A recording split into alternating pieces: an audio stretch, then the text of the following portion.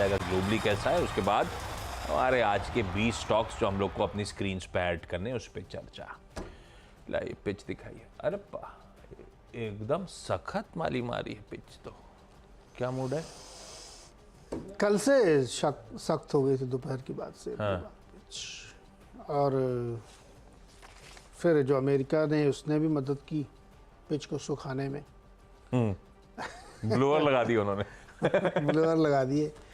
Number वहाँ के जो भी आए, अगर सेंट्रल बैंक कन्विंस्ड है तो फिर कोई चिंता की बात नहीं है। तो इसलिए अमेरिकी बाज़ारों में कल एक बड़ी तेज़ी, यार उनके बाज़ारों में बहुत अलग लेवल पे चल रहा है खेल। तो कल वहाँ पे बड़ी तेज़ी बनी। टेक्नोलॉजी शेयर तो सब में अच्छी तेज़ी थी, क्योंकि होल सेल प्राइस का जो नंबर आया उसको लेकर के फेड को कोई चिंता नहीं है। उन्होंने कहा कि हाँ ठीक है, मिक्स नंबर है, ऐसा कोई बहुत चिंता करने की बात नहीं है। तो उसकी वजह से कल वहाँ बाजार खुश हो गया और तेज़ी बनी, और होप फिर से बिल्ट हो गई है कि सितंबर में रेट कट होगा। मुझे लगता है करना पड़ेगा, क्योंकि पॉलिटिकल प्रेशर दिख रहा है, साफ साफ उनके कमिटमेंट दिख रहे हैं, तो वो तो होना ही है फिर। तो इसलिए क्यूज़ अगर आप यूएस के देख रहे हैं तो काफ़ी अच्छे हैं। क्रूड भी कल WTI यानी अमेरिकन क्रूड थोड़ा सा नरम पड़ा है, क्योंकि वहाँ पे इन्वेंट्री थोड़ा सा दिक्कत दिखी, और उसकी वजह से एक मूवमेंट आया। बॉन्ड यील्ड नीचे आई है, गोल्ड थोड़ा सा ऊपर है, तो बाकी चीज़ों को अगर आप देखेंगे तो एक नरमी का संकेत है। तो मुझे लगता है कि अपनी पिच ने क्या बहुत कुछ डिस्काउंट कर लिया है क्या? क्वेश्चन ये है कि कल शाम से जो तेज़ी बनी थी वो डिस्काउंटेड है, या आज एक फ्रेश बाइंग चलेगी यहाँ पे और लोगों को ऐसा लगेगा कि अब यूएस में सब कुछ ठीक हो रहा है। तो ये है पिच का हाल। बेटर ड्राई मारने के लिए तैयार।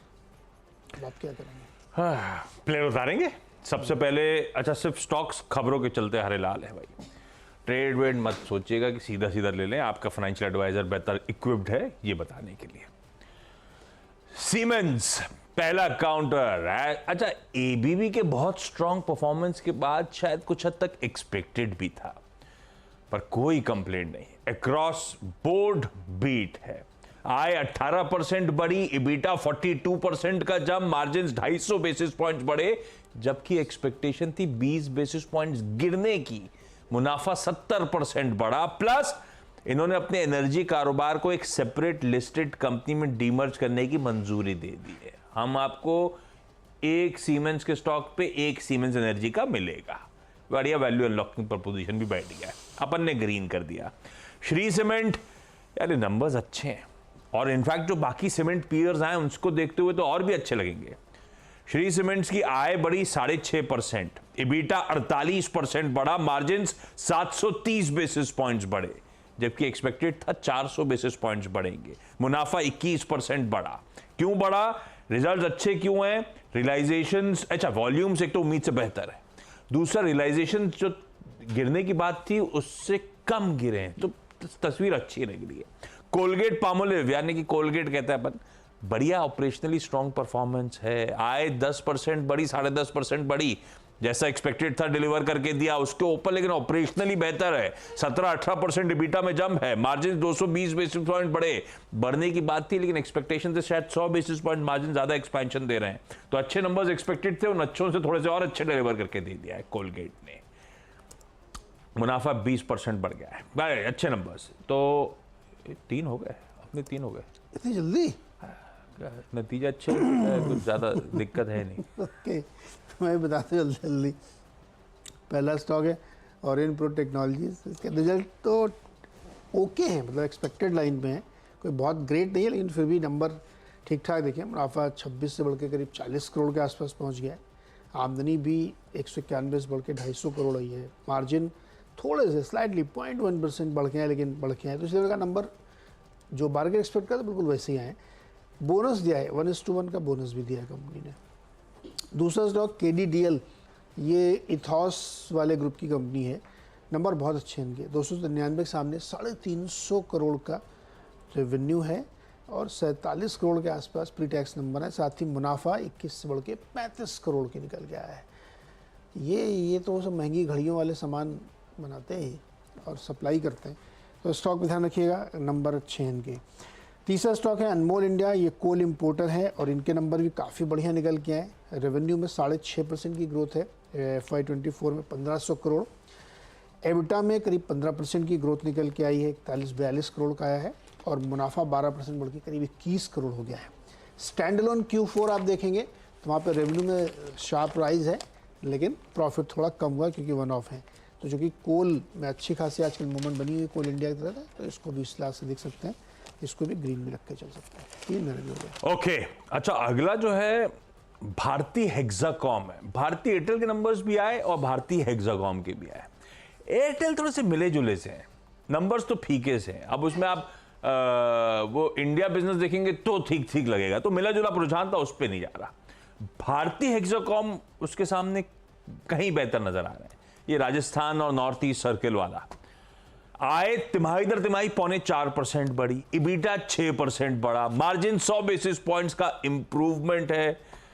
तो ये नंबर्स बेहतर लग रहे थे, एक शेड बेहतर भारतीय एयरटेल से, इसलिए भारतीय हेक्साकॉम ग्रीन करा। हैम्पटन स्काई रियल्टी को ग्रीन करा, एक रियल एस्टेट कंपनी जिसके नंबर्स सॉलिड हैं। साल दर साल आय 14 करोड़ से बढ़कर 84 करोड़ रुपीस पे पहुंचती हुई। तो हो सकता है कोई नए प्रोजेक्ट आए हो। तो मैंने क्यू ऑन क्यू देखा, क्यू ऑन क्यू भी 41% का रेवेन्यू में जंप है, 30.5 करोड़ का मुनाफा करा है। पिछले साल इस क्वार्टर में 10 करोड़ का घाटा था और लास्ट क्वार्टर 3 करोड़ का मुनाफा था। तो अचानक स्वेलिंग मुनाफा आपको देखने को मिलेगा।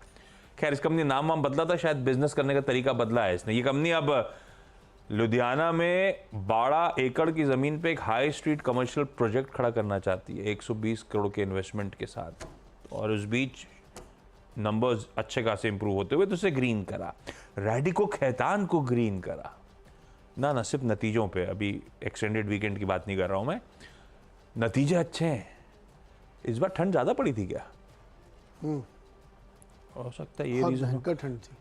हाँ, तो फिर ठीक है, एसी का खर्चा बचाने की कोशिश कर रहे थे लोग।